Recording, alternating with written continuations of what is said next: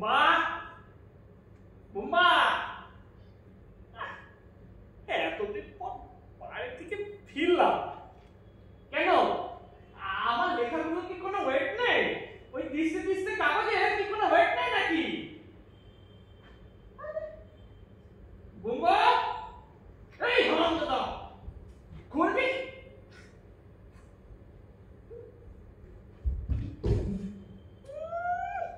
কদিন খুব বাবুগিরি হয়েছে। হ্যাঁ খুব বাবুগিরি। কেন আমি আসার আগে বাইরে বসে থাকতে পারলি না? কাঞ্চনা ফিরু তারপর তোর হচ্ছে।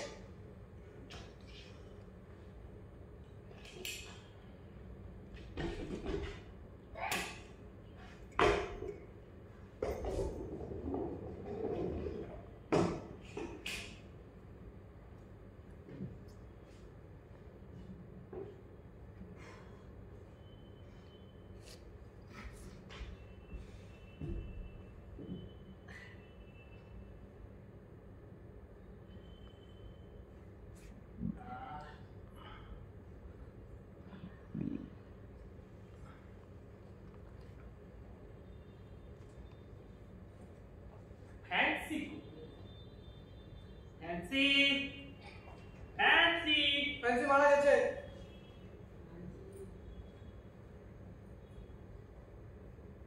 হ্যাঁ হ্যাঁ লরিতে চাপা পড়ে। আমার ফ্যান্সি আর নেই।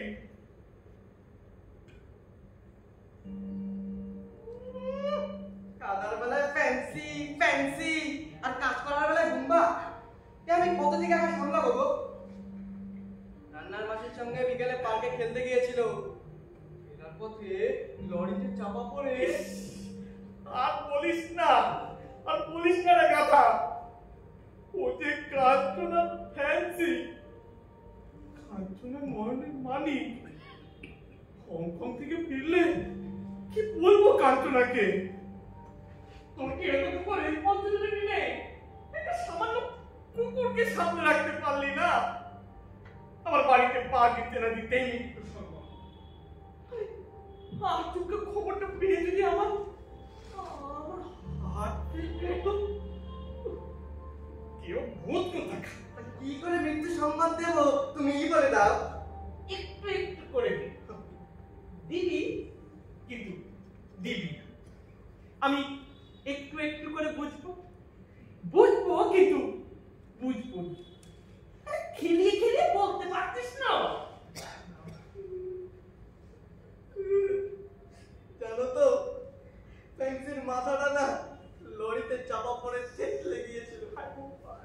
তুমি তো খোঁজও রাখো না, আর এখন বলছে খেলিয়ে দিতে।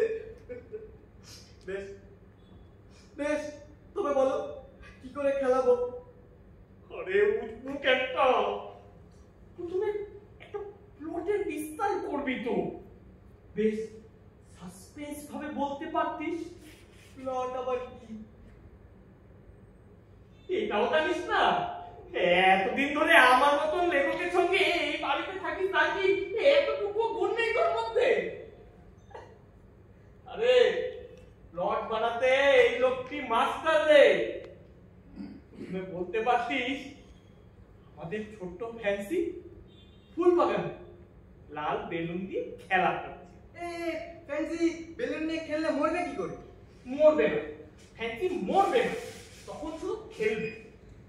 দুষ্টু মিষ্টি ফ্যান্সি সে বেলুনটিকে কিছুতেই সামনে উঠতে পারছিল না। বেলুনটি ছিটকে ছিটকে সরে যাচ্ছিল। ফ্যান্সি বেলুনটিকে ধরার জন্য তিরিক তিরিক তিরিক তিরিক করে চাপ দিচ্ছিল। আচ্ছা এইভাবে বিস্তার করবো, ওই আস্তে আস্তে সইয়ে সইয়ে? একদম। কিন্তু বাগানের প্লটে লরি ঢুকবে কি করে? ঢুকবে না, লরি ঢুকবে না।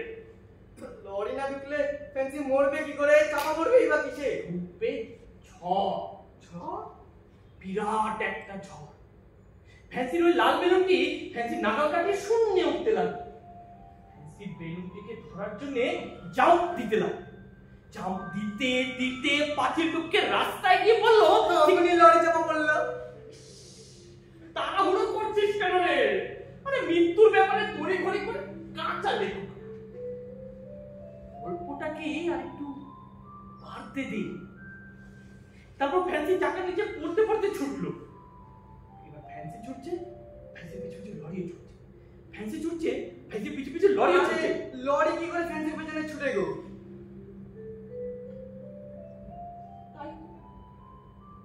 লরি কি করে ফ্যান্সির পেছনে ছুটবে? ঠিক, লরি নয়, ফ্যান্সি ছুটবে লরির পেছনে। ইয়েস, এবার ফ্যান্সি বেলুনটি ছেড়ে লরির পেছনে ছুটতে লাগলো। ফ্যান্সি ছুটছে, ফ্যান্সি ছুটছে, ফ্যান্সি লরিটিকে ধরেই ফেলেছে, ঠিক তখনই লরি চাপা পড়লো। আমি তোকে কতবার বলেছি, আমি যখন কিছু বলবো তখন একটা প্যার শব্দ না করতে, আমার মাথা থেকে সব পেরিয়ে যায়। বলে গেল, সব বলে গেল। কি যেন বলছিলাম? মাথা না না না, মাথা না, লেজ, মাথা, লেজ, লেজ, লেজ, কাল, ফ্যান্সি লেজ, ফ্যান্সি লেজ গেল চাকার তো। আরে আরে লেজ, আরে লেজ তো মাথার উল্টো দিকে হয়, লেজে চাপা পড়বে কি করে? আর লেজে চাপা পড়লে মরেই বাকে। তুমি কি মাথা আর লেজ উল্টে ফেলেছো? তাই তো, লেজে চাপা পড়লে মরবে কি? এই তোকে কে বলল ফ্যান্সি মরেছে? তোমার ফ্যান্সি মরেনি? মরেছে, কিন্তু তখনকার মতো ফ্যান্সি মরে, তখনকার মতো ফ্যান্সি আহত হয়ে। তারপর তুই ফ্যান্সিকে নিয়ে চলে গেলি হাসপাতালে, সেখানে টানা 3 দিন 3 রাত তার ট্রিটমেন্ট হলো। ফ্যান্সি একটু একটু করে সেরে ওঠে, একটু একটু করে সিন করে, এই সেরে ওঠে, এই সিন করে, এই যায় যায়, এই বাঁচে বাঁচে, এই যায় যায়, এই বাঁচে বাঁচে। ডাক্তারবাবু এই আশা দেয়, এই আশা নেয়। জামাই বাবু তাড়াতাড়ি শেষ করো, আমার আর ভালো লাগছে না। এভাবে দোলাতে দোলাতে আমার আদরের ফ্যান্সি তোর করে মাথা রেখে চিরনিদ্রায় চলে গেল রে। এভাবে আগে একটা প্লটের বিস্তার করবি তো, একেই বলে চিত্রনাট্য। তবে আমার মঙ্গল গ্রহের চিত্রনাট্যটা কি হলো জামাই বাবু? এবার হবে, পুজো সংখ্যার লেখাও শেষ হয়ে গেছে, আর হাতও ফাঁকা, এবার হবে না। যতদিন না পর্যন্ত কাঞ্চনাদি হংকং থেকে ফিরে আসছে ততদিন না পর্যন্ত বোধহয় লেখাটা হবে। আমারও না তাই মনে হয়। জানি, কারণ যেই কাঞ্চনাদি হংকং থেকে ফিরে আসবে তখন তুমি আমায় বলবে, বুম্বা যা বাড়ি যা। তখন তোমার সংসার সামলানোর লোক চলে আসবে না, ওই ততদিন পর্যন্ত ঝুলিয়ে রাখবি, তাই না? এই তোর মাথায় এসব কে ঢোকাচ্ছিলে? হ্যাঁ, তুই দেখতে পাচ্ছিস না লিখতে লিখতে আমি ক্লান্ত বিধ্বস্ত। আর এরকম সময় আমার মতো লেখকদের সাহায্য করা ভারী পুণ্যের কাজ রে।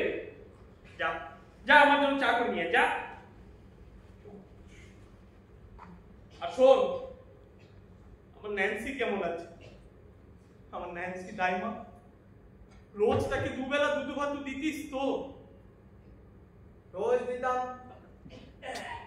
এই তো আজই ন্যান্সি দাইমা দুধুবাতুকে ফুল বাগানে খেলতে চলে গেল। বাবা, ন্যান্সি বাগানে খেলতে গেল? এই ন্যান্সি তো নড়তেই পারে না রে। ন্যান্সি চিত্রনাট্যে সব করে। সে কি খেলা! বেলুনটি হাওয়ায় ছিটকে ছিটকে সরে যায়, ন্যান্সিও তিরিট তিরিট তিরিট করে লাফিয়ে বেলুনটিকে ধরতে চায়। এই বুম্বা, তুই কি বলছিস? ন্যান্সি কি হয়েছে? তারপর আসে এক বেঙ্গালের ঝড়।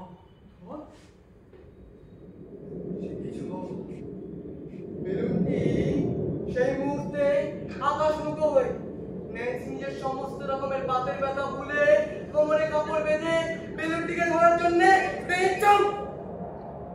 ন্যান্সি জাম্প দিল।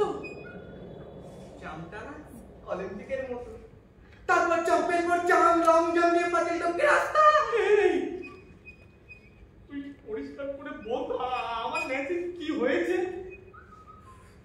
আগে চিত্রনাট্যটা শোনো তো। তারপর আমাদের ন্যান্সি দাইমা হাসপাতালে ভর্তি হয়। লেজি ডাক্তারবাবু আসে, ন্যান্সির বেঁচে থাকার আশা। এই দেখ, এই নে, এই দেখ, এই নে। এভাবে তোমার আদরের ন্যান্সি দাইমা।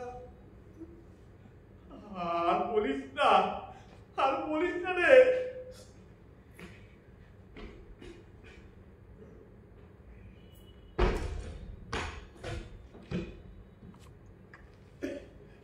আমার ন্যান্সি, আমার প্রিন্স।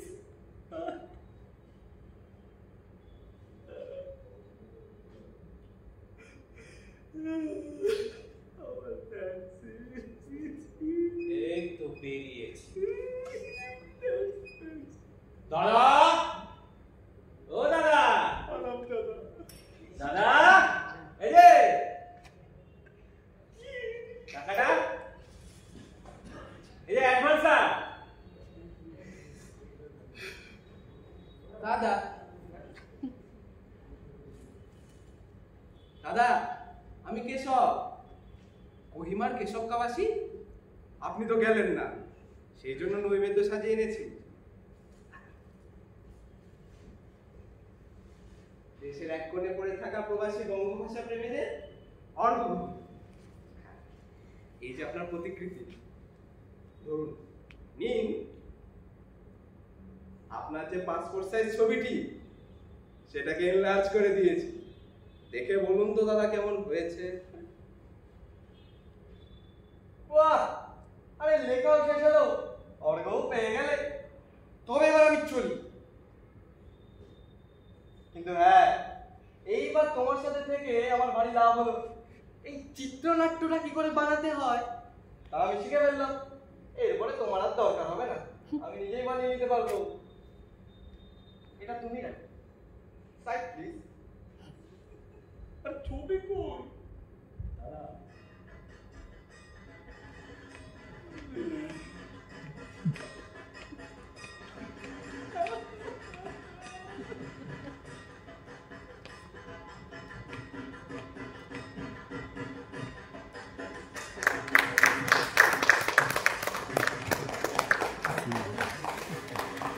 ভালো না, আমার মিথ্যে না, ন্যান্সি সুন্দর।